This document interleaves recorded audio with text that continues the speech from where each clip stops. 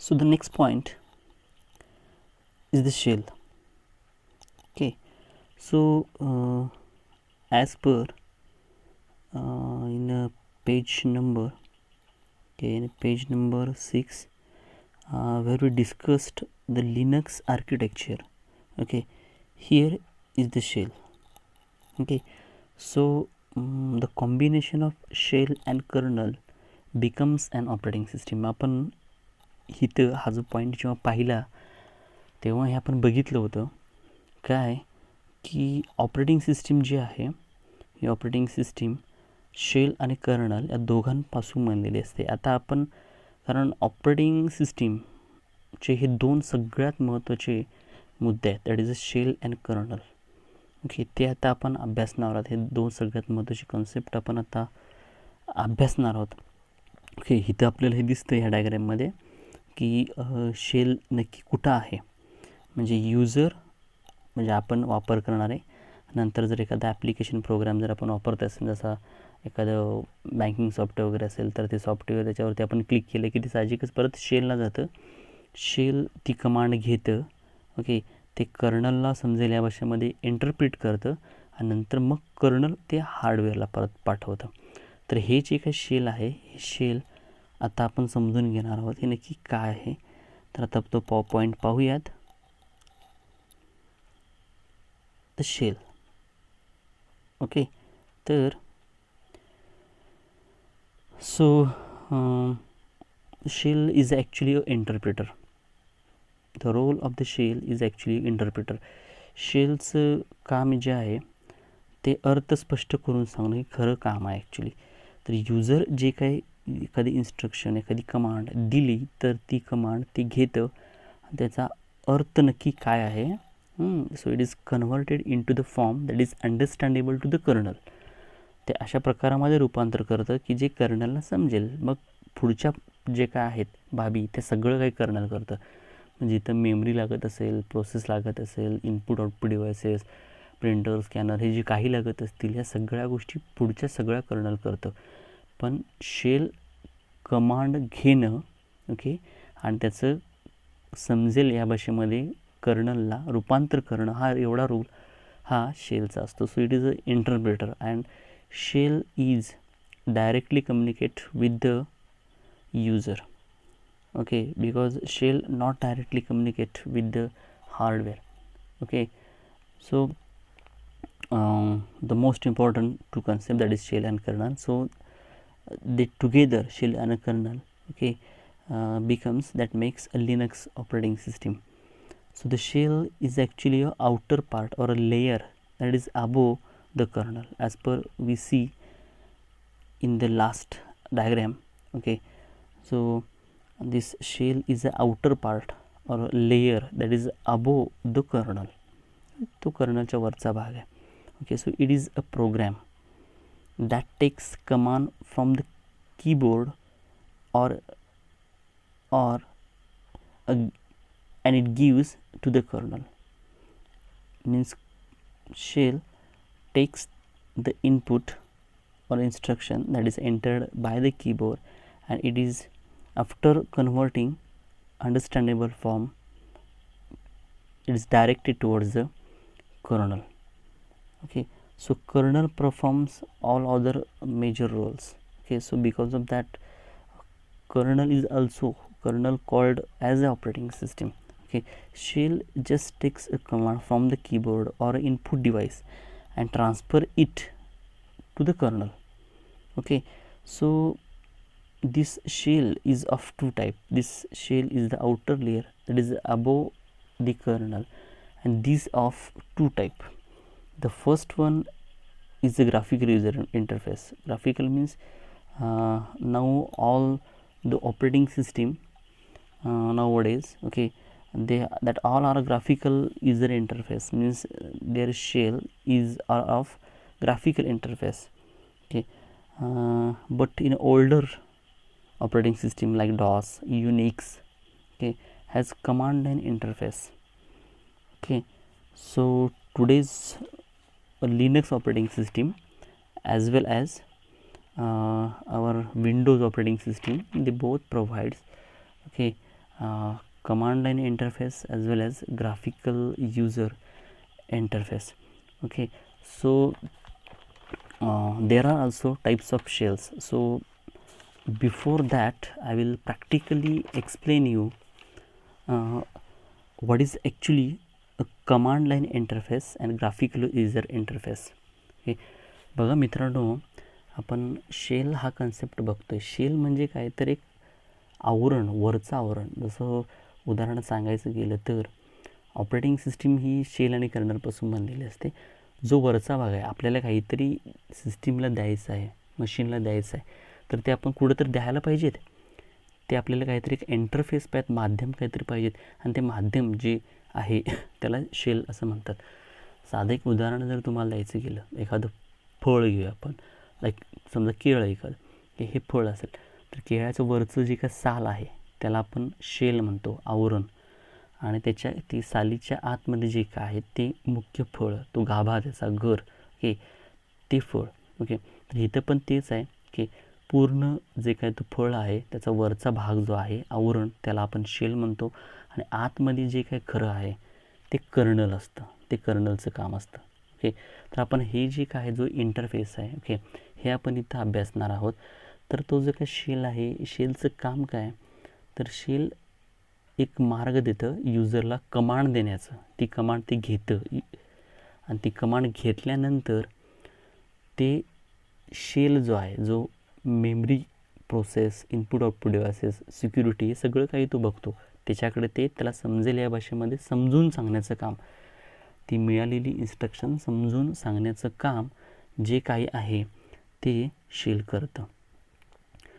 तर आता हे जे शेल आहे त्या दोन प्रकारचे आहेत.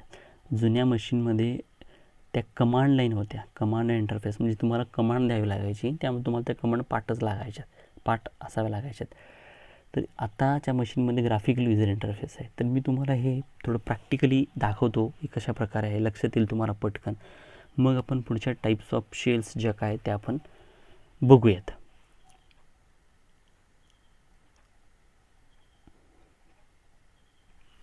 त्यासाठी मी ऑलरेडी अरेंजमेंट करून ठेवलेली आहे, माझी मशीन मी सुरू करून ठेवलेली आहे. बघा मित्रांनो, माझी मशीन मी सुरू करून ठेवलेली आहे. इथे तुम्हाला दिसेल की ही विंडोज 7 ऑपरेटिंग सिस्टीम आहे मी जी वापरतो ती. ओके, हे जे दिसते, okay, this is also a shell. Okay, हे तुम्हाला, मला वापरायचं ही मशीन, तर कमांड द्यायचे आहेत, म्हणून यासाठी हे जे काय समोरचं दिसतंय तुम्हाला, हे सगळं याला शेलच म्हणायचं. हा ग्राफिकल युजर इंटरफेस आहे. हा जे माध्यम आहे हे शेल, हे ग्राफिकल आहे. म्हणजे इथं तुम्हाला असं आयकॉन्स दिसत आहेत, जर पाहायला गेलं इथं. ओके, हा तुम्हाला आयकॉन दिसतो, रिसायकल बिनचा तुम्हाला आयकॉन दिसतो, हे ग्राफिकल आहे सगळं. तुम्हाला इथं आयकॉन दिसत आहे, नेटवर्क दिसतं, साऊंडचं दिसतं, हे तुम्हाला लगेच लक्षात येतं. इथं चित्र तुम्हाला असतात, हे ग्राफिकल, याला म्हणायचं ग्राफिकल युजर इंटरफेस. ओके, हा आता सगळ्या मशीनमध्ये हेच तुम्हाला पाहायला मिळेल. अशा प्रकारचं ग्राफिकल इंटरफेस सगळं तुम्हाला पाहायला मिळेल. बघा, थोडंसं मी इथं क्लिक करतो माझ्या कम्प्युटरवरती, अशा प्रकारे दिसतं आपल्याला, ड्राईव्ज वगैरे दिसतात. ओके, हे ग्राफिकल युजर इंटरफेस आहे. ग्राफिकल युजर इंटरफेस म्हणजे काय, जिथं तुम्हाला पिक्चर्स, आयकॉन्स, सिम्बॉल्स असे दिसतात. ओके, इथं तुम्हाला काही पाठ असायची गरज भासत नाही. तुम्हाला सूचना द्यायच्या आहेत, हे ओपन कर, त्याच्यावरती क्लिक केलं, हे ओपन झालं. ओके, हे अशा प्रकारे आहेत. ओके, म्हणजे हे जे काय दिसते हा एक शेलचाच प्रकार आहे, जो ग्राफिकल युजर इंटरफेस असं म्हणतात. हा जो माध्यम आहे हे ग्राफिकलच्या प्रकारचा आहे. ओके, हे एक माध्यम आहे. ओके, सेम विंडोजमध्ये सुद्धा कमांड लाईन इंटरफेस आहे. जसं ह्या चित्राचा उपयोग करून आपण हे हाताळू शकतोच, कामं देऊ शकतो, तसंच इथंसुद्धा आहे. बघा, जर इथं तुम्ही स्टार्टला गेलात,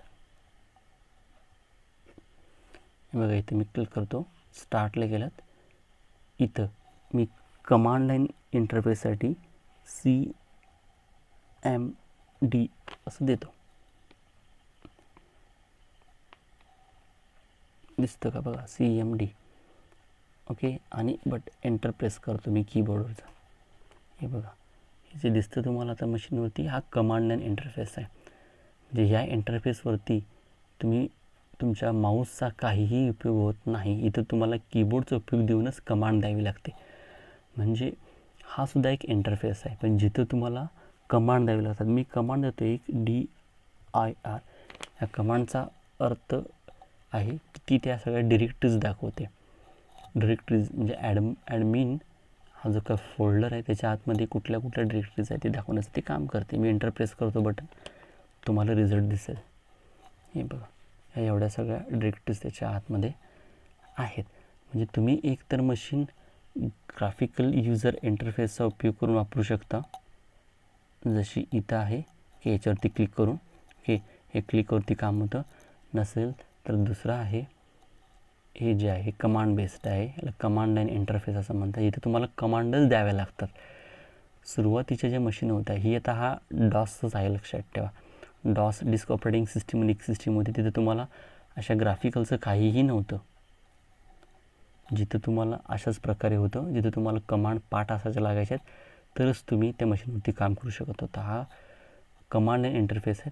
आणि हे जे बाकीचे तुम्हाला दिसतात ते सगळे आयकॉन वगैरे हे ग्राफिकल युजर इंटरफेस आहेत.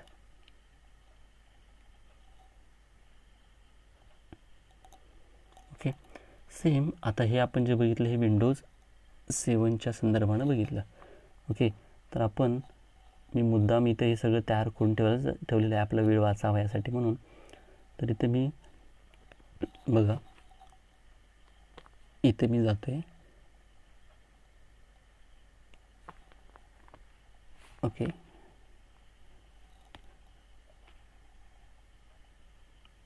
हे बघा इथे दिसतं, ही सिक्युरिटीचा पार्ट आहे, प्रोटेक्शनचा पार्ट आहे, लिनक्सच्यामध्ये एंट्री करतानाचा पार्ट आहे हा. ओके, इथे मी देतो आहे 1 2 3 6 पासवर्ड दिला मी आणि एंटर प्रेस करतो आहे. हे जे तुम्हाला दिसतं आहे आता मित्रांनो, बघा हे जे काय तुम्हाला दिसतं आहे, ओके, ही जी विंडो आहे ही विंडो आहे लिनक्सची. मी वाटल्यास मिनिमाइज करतो. हे बघा, ओके,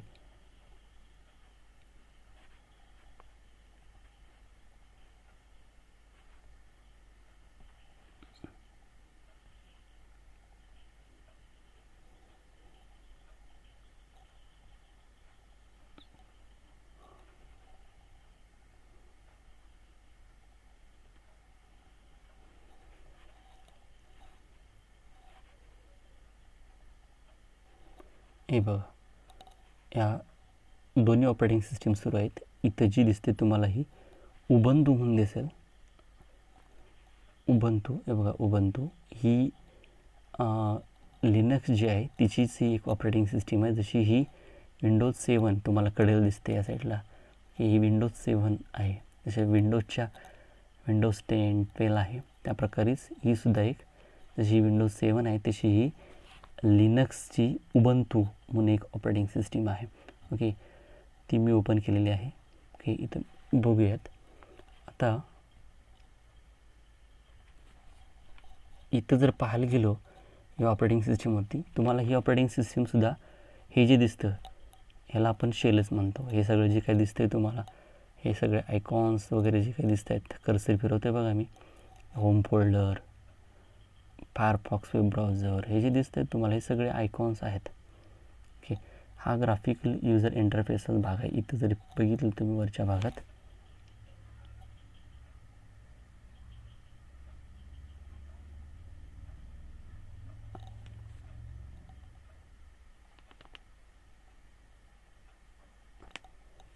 ओके, इथे जरी बघितलं तर तुम्हाला दिसेल ते. ओके, म्हणजे मी यातलं एक फोल्डर ओपन करतो. बघा इथं,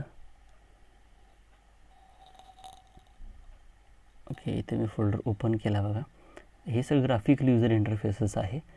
ओके, हा सगळा शेलचाच भाग म्हणता येईल, पण हा ग्राफिकल शेल. ओके, ज्यानं आपल्याला सिस्टीमवरती काम करण्यासाठी एक माध्यम दिले, ग्राफिकल हा शेल आहे. बघा इथे तुम्हाला दिसतील, मी ते फोल्डर बनवला आहे, मी तो डिलीट करतो डिलीट बटनवरती प्रेस करून. ओके, किंवा इथं आहे cut, okay. Move to the trash म्हणजे डिलीट. इथं आहे, डिलीट झालं. ओके. मी इथं तो सेम फोल्डर वाटल्यास मी एक फोल्डर तयार करतो बघा. राईट क्लिक केलं, न्यू क्रिएट न्यू फोल्डरवरती क्लिक केलं, मी फोल्डर तयार करतो ए नावाचा. ओके. हा फोल्डर तयार झाला इथं बघा. इथे तुम्हाला दिसेल तो.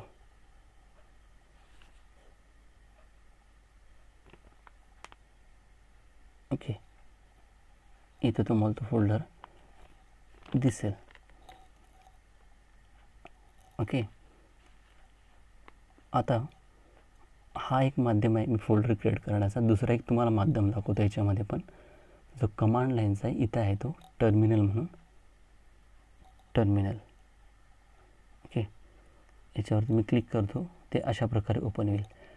आता तुम्हाला त्या टर्मिनलचा उपयोग करून सुद्धा तुम्ही फोल्डर क्रिएट करू शकता. म्हणजे हा पण दुसरा माध्यम आहे, ज्याचा उपयोग करून आपण ऑपरेटिंग सिस्टीमवरती काम करू शकतो. बघा इथे मी कमांड देतो आहे, mkdir. mkdir म्हणजे मेक डिरेक्टरी. आता मी इथं बी देतो आहे, बी. बघा तुम्हाला दिसेल mkdir बी. मी नंतर एंटर प्रेस करते. ओके. आता हे मी मिनिमाइज करते. इथे दिसेल बघा ॲटोमॅटिकली बी हा फोल्डर तयार झालेला आहे. ओके. याचा अर्थ असा काय की तुम्ही ए फोल्डरसुद्धा क्रिएट करू शकता या ग्राफिकल युजर इंटरफेसचा उपयोग करून, किंवा इथं कमांड लाईन पण आहे. या कमांड लाईनचा उपयोग करून इथं मात्र तुम्ही काही करू शकत नाही. कीबोर्डचाच फक्त तुम्हाला उपयोग करावा लागतो. माऊसचा उपयोग करून काही होत नाही. इथं या कमांड लाईन, ह्याला म्हणायचं शेल. हा जो डॉलर साईन दिसतो, ओके, हा याला शेल असं म्हणायचं, शेल प्रॉम्प्ट असं म्हणायचं. हा कमांड लाईनसाठी वापरण्यात येतो. इथं तुम्हाला कमांडच द्याव्या लागतात. ओके. तर विद्यार्थी मित्रांनो, तुम्हाला तो फरक समजला असेल. शेल म्हणजे काय की जे आपल्याला इनपुट करण्यासाठी म्हणून एक एन्व्हायरमेंट देतं, एक माध्यम देतं. मग ते माध्यम एक तर ग्राफिकल असेल, इथे दिसतं तुम्हाला हे ग्राफिकल असेल, किंवा इथे तुम्ही राईट क्लिक करून सुद्धा करू शकताय, न्यू फोल्डर. ग्राफिकल असेल. ओके. हे ग्राफिकल असेल, किंवा दुसरं माध्यम पण आहे की तुम्ही त्याच गोष्टीसुद्धा करू शकता. माऊस क्लिक करून जे करताय ते सुद्धा करू शकता. दुसरा उपयोग करून ते म्हणजे कमांड लाईनचा उपयोग करून. आणि हे सुद्धा शेल आहे, हे कमांड लाईन आहे. आणि आपण जे शिकणार आहोत ते ग्राफिकलचा उपयोग आपण नाही करणार. ग्राफिकलचा उपयोग आपण करणार नाही आहोत. आपण या कमांड लाईनच्याच कमांड बघणार आहोत आणि सिस्टीमला ऑपरेट करणार आहोत. या लिनक्सवरती आपण काम करणार आहोत मित्रांनो.